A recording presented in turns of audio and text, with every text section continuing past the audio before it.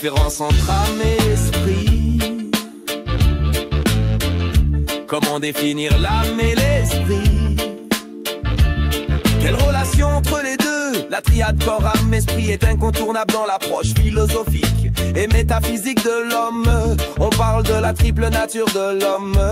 Oh, hey, mais en pratique il n'est pas toujours simple de distinguer l'âme de l'esprit, les deux termes étant souvent confondus. Essayons d'y voir plus clair.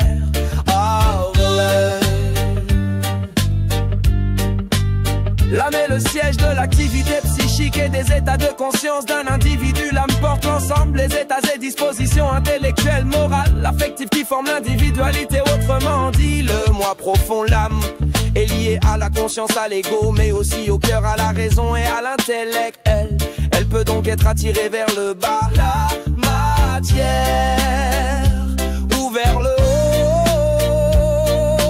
L'esprit. Définition de l'esprit. L'esprit est le souffle vital et divin, principe créateur. En réalité, l'esprit peut renvoyer à deux choses, avec un « et » minuscule, où nous correspond à la dimension spirituelle de l'être humain. Il spiritualise à la fois l'âme et le corps, il est capable de s'ouvrir à Dieu. L'esprit, avec un E majuscule, et l'Esprit Saint, le principe divin qui vient d'en haut. Le mental, définition en spiritualité. Quel rapport avec l'ego, la conscience et l'âme? À quoi sert-il? Faut-il se libérer de son mental? Si oui, comment? Définition. Le mental désigne l'ensemble des faits ou phénomènes produits par le fonctionnement psychique et cérébral d'un être humain, ainsi que leurs résultats. Bonheur, malheur, peur, souffrance. Le mental concerne donc les fonctions intellectuelles, la pensée et le raisonnement, mais aussi les émotions, les sentiments, les états d'âme, les désirs ou encore la psychologie de l'individu. C'est au sens large l'activité de l'esprit. L'esprit humain crée sans cesse des représentations, sortes de projections sensorielles et intellectuelles d'un objet ou d'une situation. Le mental est nourri par des pensées rationnelles,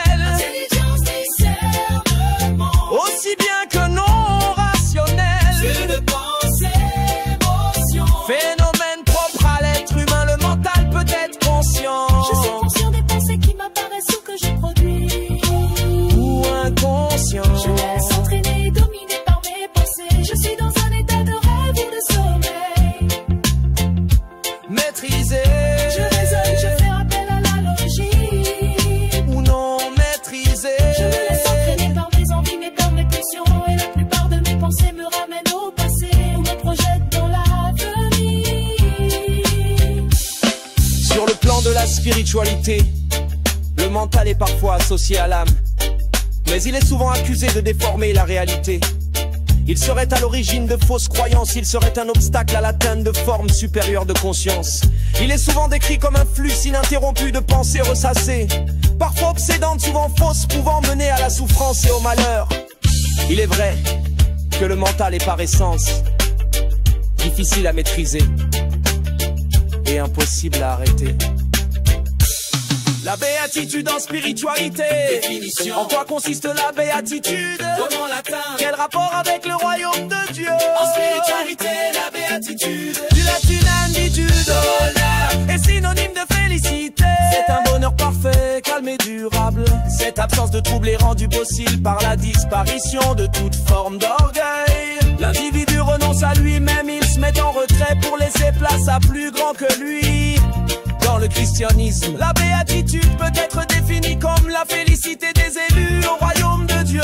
Ce royaume représente une réalité accessible uniquement à ceux capables de sacrifier la partie matérielle d'eux-mêmes. Ils pénètrent alors un monde fait d'une richesse infinie et inaltérable, où le mal n'existe pas. On pourrait croire que le royaume de Dieu est accessible uniquement après la mort. En réalité, Jésus précise que le royaume est au-dedans de nous. Pour ceux qui ne sont pas encore entrés dans le royaume, la béatitude est une promesse. Dans l'évangile, notamment le sermon sur la montagne. Jésus décrit les moyens d'y accéder. Il incite à regarder le monde avec des yeux d'enfant, avec spontanéité et franchise, avec un cœur pur. Il faudra donc se débarrasser de toutes les postures et de tous les masques qui nous encombrent.